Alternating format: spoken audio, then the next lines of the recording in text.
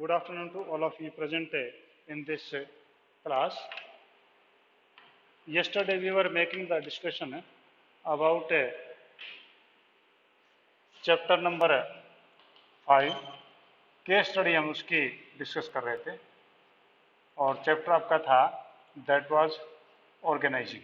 ठीक है, ये चैप्टर के मैं केस स्टडी हम जो डिस्कस कर रहे थे, आज हम उसकी कंटिन्यूएशन में आगे हम जो चैप्टर डिस्कस वो करते हैं। तो देखिए, ये आपका जो क्वेश्चन जो मैंने 9th तक कर दिए थे कल डिस्कस, आज हम 10th के ऊपर आते हैं। ठीक है, पेज नंबर आपका 3 पे है, आप क्वेश्चन पेपर निकालिए अपना, पेज नंबर 3 पे।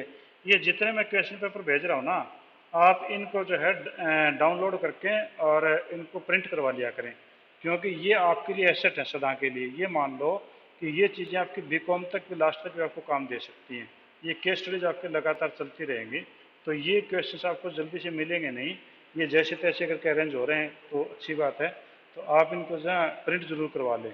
आप ये ना सोचिए कि 2 रुपये में कुछ हो जाएगा, 2 लगे चाहे 10 लगे, आप करवा लो इनको प्रिंट। ठीक है, अभी मैंने आपको म्यूट कर रखा है, आप ये मत सोचना कि आवाज़ पहुँचेगी सर तक, मेरे तक आपकी आवाज़ नहीं पहुँचेगी। आज divisional structure is followed by, इसके अंदर जो है आप क्वेश्चन नंबर 10 की बात कर रहे थे, तो क्वेश्चन नंबर 10 जो है उसका मैं देख लेता हूँ एक बार। क्वेश्चन नंबर 10 में कि वोल्टास फ्लक्चुएशन, ये करें कि voltage fluctuation have been common, voltage fluctuation have been common to quite high in India. They are harmful our electrical appliances like television, refrigerator and air conditioner, often leaving them into permanently damaged condition. यानी एक problem हमारे सामने है कि India में जो आपकी electricity fluctuation है वो काफ़ी ज़्यादा है, और कई बार तो आपके इक्विपमेंट जो वो परमानेंटली ख़राब हो जाते हैं। ठीक है, Engard company decided to manufacture stabiliser for north India, यानी अब नॉर्थ इंडिया की बात कर रहा है, तो यानी वो ध्यान देना कि north India where the voltage fluctuation range 220 to 230, कि नॉर्थ इंडिया में वोल्टेज का जो फ्लक्चुएशन है 220 से 230 है। On the demand of north India was taken care of, they decided to launch stabilizer varying voltage 90 to 260, और लोगों की डिमांड पर उन्होंने क्या किया कि 90 से 260 तक का वोल्टेज उन्होंने स्टेबलाइजर निकाल दिया, for meeting the requirement of voltage fluctuation in other region of India also, ताकि अदर रीजन में भी अगर कोई फ्लक्चुएशन इससे ज़्यादा है तो वो 90 तक से इससे नीचे नहीं हो सकता, तो वो वहाँ तक भी काम आ सकता है। 3 engineers were appointed for south, west and east regions, के 3 जो लोग अपॉइंट किए गए हैं वो साउथ के लिए, वेस्ट के लिए और ईस्ट रीजन के लिए किए गए हैं।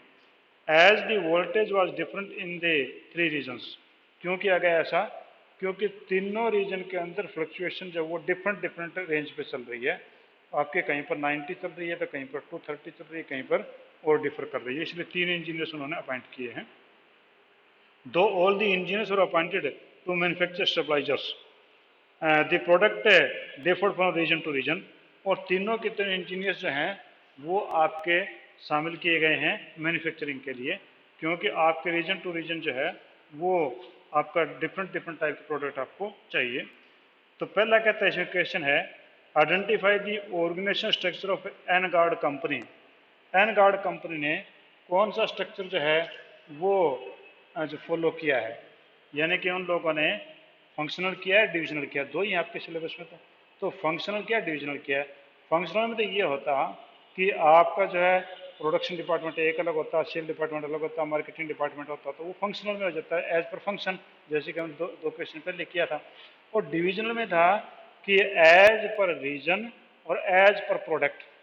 ठीक है, तो यहाँ पर हम देख रहे हैं कि यहाँ पर आपके 3 रीजन्स हैं, और 3 रीजन्स के लिए दे अपॉइंटेड है 3 different engineers for the production और the manufacturing of the stabiliser. इसका मतलब यहाँ इन लाइनों से हमें ये पता चल रहा है कि शायद ये डिविजनल है। ठीक है, बी में करके state and 2 advantages and 2 limitation of the structure identified in above para, कि अबो पैरा के अंदर है जो आपने आइडेंटिफाई किया उसके जो 2 फायदे या 2 आप नुकसान बताइए, या 2 उसके एडवांटेज 2 लिमिटेशन बताइए। तो इसमें कहता है कि जो एन गार्ड है उसने फॉलो किया है, क्वेश्चन नंबर 1 का आंसर है डिविजनल स्ट्रक्चर।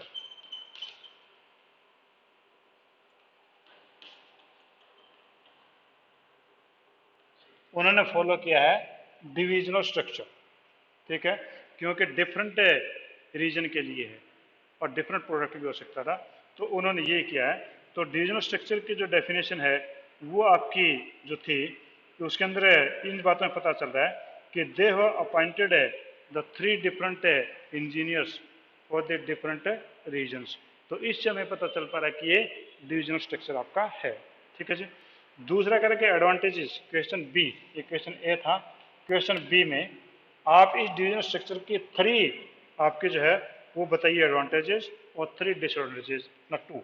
तो एडवांटेजेस आपने 2 बतानी है। तो पहले एडवांटेज आपकी कौन सी है? पहला मैनेजरल एफिशिएंसी,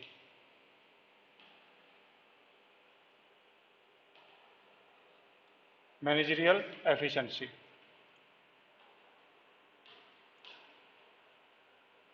आपकी इससे जो है मैनेजर एफिशिएंसी बढ़ जाती है डिविजनल स्ट्रक्चर में, कि divisional structure provide the numerous open stage for the development skills and knowledge of the managers. तो मैनेजर्स को जो है दुनिया जान के जो है ये ऐसे ओपन स्टेज प्रोवाइड करवाता है to take the decision, to take the experience. It means the manager efficiency will increase the person who are working in the divisional structure.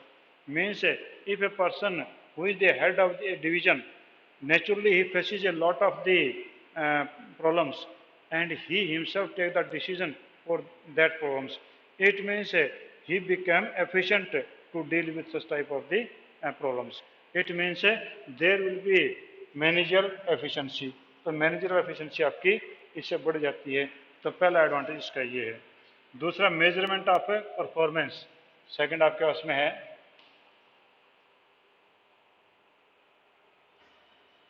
Measurement of performance.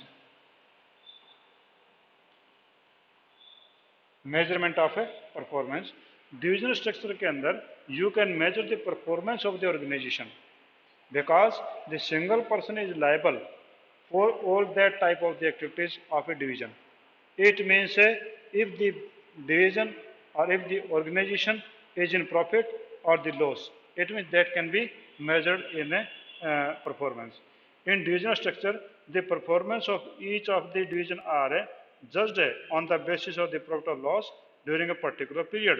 This type of assessment performance is easier and help to taking appropriate timely corrective action in case of the poor performance. तो यानी यहाँ पर आपकी performance major हो सकती है कि आपका प्रॉफिट आ रहा है तो अच्छी बात है, लॉस आ रहा तो क्यों आ रहा है, तो उसका हम फाइंड आउट कर सकते हैं। तो ये आपके पास में थे इसके 2 एडवांटेजेस। और इसके डिसएडवांटेज कौन से हैं या लिमिटेशन कहें वो कौन सी हैं? तो 2 लिमिटेशन से पहला डिपार्टमेंटल कॉन्फ्लिक्ट, आपके पास पहला है डिपार्टमेंटल कॉन्फ्लिक्ट।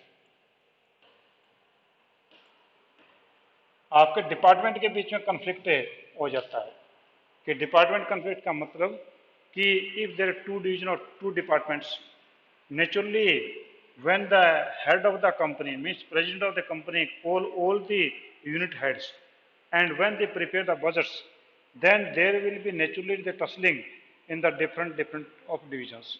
क्योंकि मान लो आदित्य बिरला के पास में 53 टाइप की जो डिविजन्स हैं, अब उनकी मीटिंग कॉल करता है, मीटिंग कॉल करता तो उस समय जो है वो 53 डिवीजन्स के लोग आएंगे, तो कुछ डिवीजन तो काफ़ी अच्छा कर रही होंगी, कोई ना कोई डिवीजन तो सबसे लास्ट में भी होगी, तो नेचुरली जो लास्ट में होगी उसके ऊपर उन लोगों का जो है अलग से प्रेशर होगा, तो बाकी लोगों से वो जीलसी करेंगे कि ये जो है लोग हमारे से आगे कैसे हैं, या उन लोगों के बीच में कन्फ्लिक्ट स्टार्ट हो जाता है, ठीक है। तो पहली कमी ये है कि समटाइम्स कन्फ्लिक्ट्स में rise among different divisions with regard to various decisions and actions of the organization, such as those relating to the location and funds and resources, कि उनको फंड या रिसोर्सेज के लिए जब मीटिंग होती है तो वहाँ पर उनकी दिक्कत हो सकती है। सेकंड आपका है increase in cost, increase in cost, आपकी कॉस्ट भी इससे बढ़ जाती है because if there are 5 divisions, naturally 5 heads will be there, naturally there will be different different departments, आपके नंबर काफ़ी ज़्यादा बढ़ जाते हैं। जैसे कि आपने रिसेंटली देखा, the Indian government is merging the banks. अब बैंक्स को मर्ज क्यों कर रही है? क्योंकि आपके 27 टाइप के नेशनलाइज्ड बैंक थे, अब पूरे हिसार में 27 टाइप के बैंक जो 27 एक एक अगर ब्रांच भी खोलें तो 27 ब्रांचें होगी पूरे हिसार में, और वो छोटी भी रहेगी क्योंकि एक ही शहर में एक ही ब्रांच हुई। अगर आपका एक ही बैंक हो और वो हिसार में पूरे में 20 ब्रांचें खोल दें तो काफ़ी ज़्यादा हो जाएंगी एक बैंक की ब्रांचेस। तो उसमें क्या हुआ कि नंबर ऑफ एम्प्लॉयज़ घट गए, तो यहाँ पर डिविजनल में क्या हुआ, नंबर ऑफ एम्प्लॉयज़ बढ़ जाते हैं, तो इस वजह से कॉस्ट उनकी बढ़ जाती है।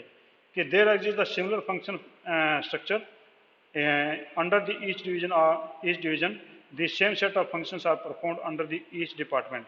मैं आपसे लास्ट में बात कर लूँगा, कोई प्रॉब्लम है तो आप मेरे से बातें पूछ सकते हैं, अभी मैंने आपको म्यूट कर रखा है क्योंकि कुछ गधे जो हैं वो बीच में आ जाते हैं बिना काम के। Thus there is a high probability of overlapping activities which result in rise the cost of the organization। तो आपके जो ओवरलैपिंग एक्टिविटीज हो जाती है, आपका एक डिपार्टमेंट उसमें प्रोडक्शन का, एक डिवीजन प्रोडक्शन डिपार्टमेंट है, दूसरी डिवीजन प्रोडक्शन डिपार्टमेंट, तीसरी डिवीजन प्रोडक्शन डिपार्टमेंट है। अगर आदित्य बिरला के 53 यूनिट्स हैं, डिवीजन्स हैं, तो 53 जो है आपके प्रोडक्शन डिपार्टमेंट हैं, तो नेचुरली इतने प्रोडक्शन डिपार्टमेंट में आपकी कॉस्टें बढ़ जाती हैं। तो आपका ये जो क्वेश्चन था कि इसमें एन गार्ड ने जो है वो कौन सा ऑर्गेनाइजेशन स्ट्रक्चर अपना रखा था, तो उनका ऑर्गेनाइजेशन स्ट्रक्चर का पहले ए का मीनिंग था डिविजनल स्ट्रक्चर था। सेकंड कि अगर आपका डिविजनल स्ट्रक्चर है तो उसकी एनी 2 एडवांटेजेस एंड 2 डिसएडवांटेजेस आपने इनकी बतानी थी। तो ये मैंने आपको 2 एडवांटेजेस और 2 डिसएडवांटेजेस मैंने आपको बता दी है।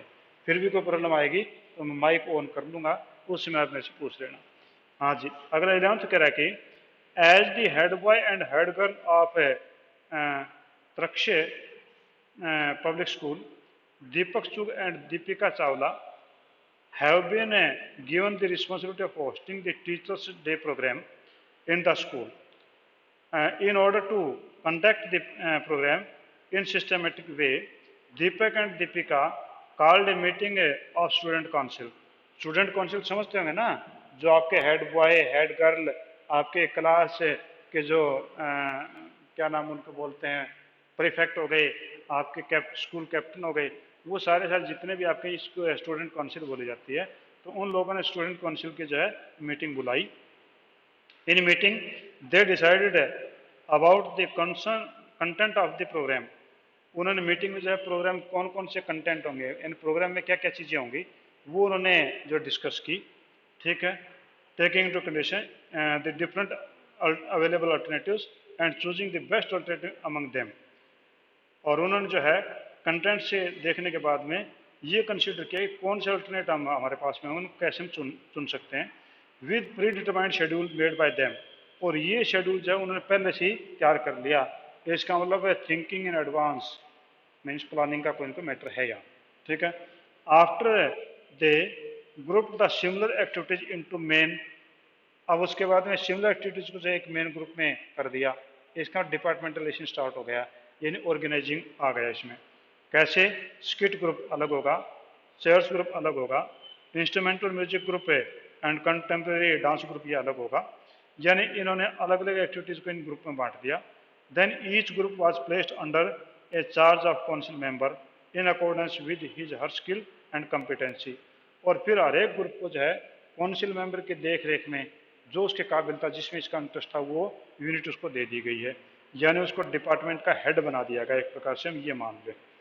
These council members were in turn informed that they have to take order and will accountable only to Deepak and Deepika to so facilitate coordination among various groups। और इनका जो है ये काम था कि वो काउंसिल मेंबर जो है वो इन्फॉर्म करेंगे और केवल ऑर्डर जो है वो दीपक और दीपिका के मानेंगे, ताकि सभी प्रकार के डिपार्टमेंट्स के अंदर या सभी ग्रुप्स के अंदर कोऑर्डिनेशन बना रहे। In the context of the above case, identify and explain the various function of management। Various function of the management बोला है, तो one function नहीं बोला, various का मतलब कई। इसका मतलब जो है there can be many function in this para। You have to find out, you try to find out which type of the function of management is there. तो यहाँ पर हम देखें तो आपका जो यहाँ पर हम जो कर रहे हैं कि वो दोनों के दोनों जो हैं वो head boy head girl school के टीचर डे जो है वो ऑर्गेनाइज करना चाहते हैं। उन्होंने काउंसिल की मीटिंग को बुलाया है। काउंसिल की मीटिंग में उन्होंने कंटेंट्स को जो है वो डिस्कस किया, कौन कौन से कंटेंट होंगे। फिर उन लोगों ने कंटेंट के बाद में थोड़ी देर में बेटा एक मिनट, ठीक है ना, मेरे 12:40 पे 10 मिनट बाद आ जाओ। अब कंटेंट्स की जो मीटिंग है और कंटेंट्स के अंदर जो है उन्होंने ये देखा कि हमने किस प्रकार से इनको तैयार करेंगे, वेरियस अल्टरनेट जो चुने हैं और सारी चीज़ें वेल इन एडवांस उन लोगों को बता दी गई है। ठीक है, उसके बाद में उन लोगों ने हेड भी बना दिए डिफरेंट डिफरेंट लोगों के। तो इसका लिए हुआ कि एक यहाँ पर प्लानिंग दिख रही है, एक यहाँ पर ऑर्गेनाइजिंग मेरे को दिखाई देती है। तो ये करके आप जब पहले क्वेश्चन में identify and explain the function of management discussed, कौन से फंक्शन में डिस्कस किए गए। दूसरा, describe briefly any 2 points highlighted in importance of each function of the management identifying part A of the question. ये कहता है कि 2 फंक्शन जो इनके जो फंक्शन जो ऊपर फंक्शन हमने देखे हैं जो मैनेजमेंट के, उनकी इंपॉर्टेंस हाईलाइट करनी है जो पार्ट ए में देखे। स्टेट एनी 2 वैल्यूज परीक्षा school public school want to communicate, school जो दो कौन सी चीज़ों को कम्युनिकेट करना चाहता है। तो ये बात इस क्वेश्चन में हमारे से पूछी गई है। तो हम शुरू करते हैं। पहला आपके पास में है प्लानिंग एंड ऑर्गेनाइजिंग, क्योंकि जिस प्रकार से बात हुई तो आपका जो क्वेश्चन नंबर ए है उसमें planning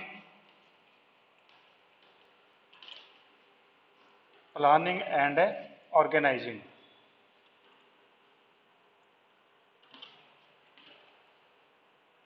planning and organizing both are the function of the management, these are discussed here। क्योंकि इसमें जो आप वर्ड अगर देखें तो प्लानिंग का मतलब होता है planning is to decide in advance what to do, how to do, when to do, who has to do.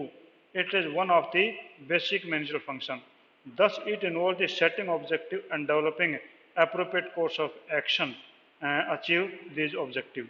तो यहाँ पर जो भी आपके जो हेड बॉय और हेड गर्ल हैं उन्होंने ऑब्जेक्टिव सिलेक्ट किया था कि हमें जो टीचर डे ऑर्गेनाइज करना है, और उन लोगों ने इसके लिए वेल इन एडवांस सारी तैयारियां शुरू कर दी कि वो कौन कौन करेगा, कि काउंसिल क्या करेगी, बाकी लोग क्या करेंगे। इसका मतलब ये प्लानिंग फंक्शन को दिखाई दे रहा है। ऑर्गेनाइजिंग में it is a process of defining and grouping as activities enterprise establishing the authority and relationship among them.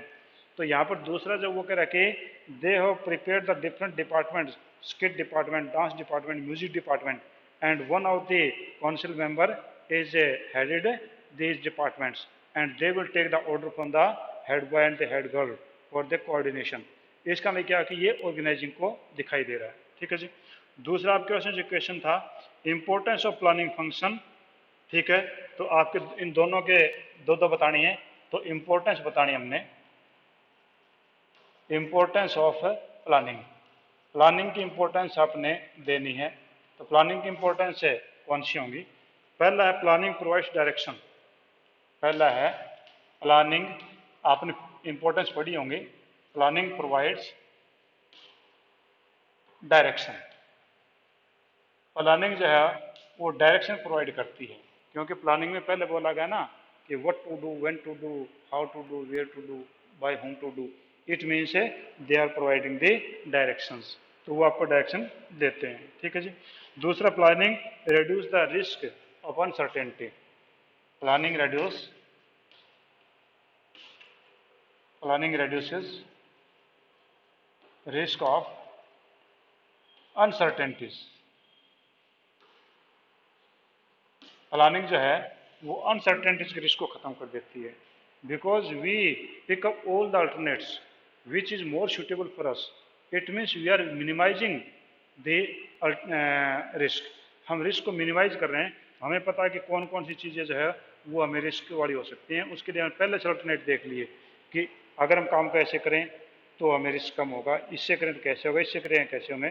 फिर हम उनका इवैल्यूएशन करते हैं। आपने प्लानिंग प्रोसेस में देखा था ना कि इवैल्यूएशन ऑफ अल्टरनेट्स और देन इम्प्लीमेंटेशन था। तो यहाँ पर आपके जो है वो अनसर्टेनिटीज को कम कर देते हैं। ठीक है जी। अब इम्पोर्टेंस ऑफ ऑर्गेनाइजिंग, ऑर्गेनाइजिंग की इम्पोर्टेंस क्या है। तो पहले आपकी इम्पोर्टेंस ऑर्गेनाइजिंग की वो benefit of specialisation, benefits of specialisation. Specialisation का बेनिफिट मिलता है when you prepare an organization, naturally you appoint the person and you make the reporting relationship. It means the person who will work on the same post again and again, naturally he will get the specialization in his work. तो पहला तो ये होगा। दूसरा clarity in working relationship, second is clarity in working relationship. आपकी working relationship है उसमें clarity होगी। Means in organising we create the post and who will report to whom, we make it clear. It means there is a clarity in a working relationship. Working relationship में आपकी ये clarity इसके अंदर आ जाती है। तो ये आपका जो आज इतना ही मैं करवा रहा हूँ।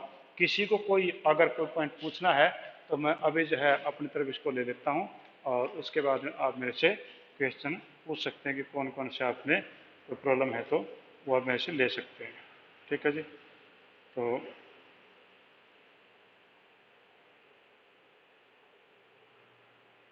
हाँ जी, अब आप किसी को पूछना मेरे से पूछ सकते हैं। हाँ बेटा पूछिए, किसी को कुछ पूछना तो, if you want to ask anything बोलिए बेटा। हाँ पीटी के क्या थे?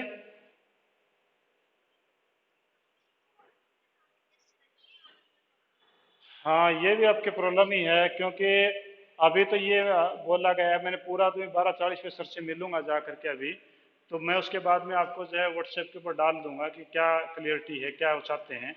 अभी क्योंकि एक कॉपी में आप सारे कर दोगे तो बड़ी दिक्कत आएगी, और वो कह रहे हैं कि आप व्हाट्सएप पे भेज दो और व्हाट्सएप के ऊपर जो ना आप उसको रिसीव कर लेना। तो रिसीव कर लेना व्हाट्सएप के ऊपर, इसका वहाँ पर चेक कर देना, बाद में हार्ड कॉपी आती रहेगी। अब ये मीनिंग में समझ नहीं पाया कि हार्ड कॉपी फिर किस लिए आएगी, जब बच्चों ने पेपर हमारे दे ही दिया। या रिकॉर्ड में रखने के लिए करना है तो फिर तो एक कॉपी में रख लेंगे रिकॉर्ड, तो ठीक है एक कॉपी में, क्योंकि चेक तो हम ऑलरेडी कर ही चुके होंगे। वो आपका फोटो खींच के भेज देना हमारे पास से। ठीक है। हाँ जी, और कोई बात? वो मैं बेटा अभी जाऊंगा 12:40 के बाद व्हाट्सएप पे अपडेट कर दूंगा मैं आपको। ठीक है। और मैं करूँ? अरे भाई वो क्लियर करेंगे तो करूंगा ना, मैं कैसे क्लियर, मेरे को बता ही नहीं पाएंगे तुम। आप जो ना फोन नंबर है सर का वो ले लो। ठीक है ना, जो सर का फोन नंबर है, हैं वो, नहीं उनको जाना ये बोल दो कि सर आप हम कंफ्यूज हो रहे हैं कैसे करें कैसे ना करें, तो आप कुछ पता चल पाएगा। ठीक है ना। अरे वो तो मैं कर ही रहा हूँ फिर। हाँ इसका मतलब ये हुआ कि आप मैनेजमेंट में एक्सपर्ट हो गए हैं। ठीक है, अच्छी बात है। चलो अच्छी बात है बेटा, थैंक यू। ठीक है बेटा।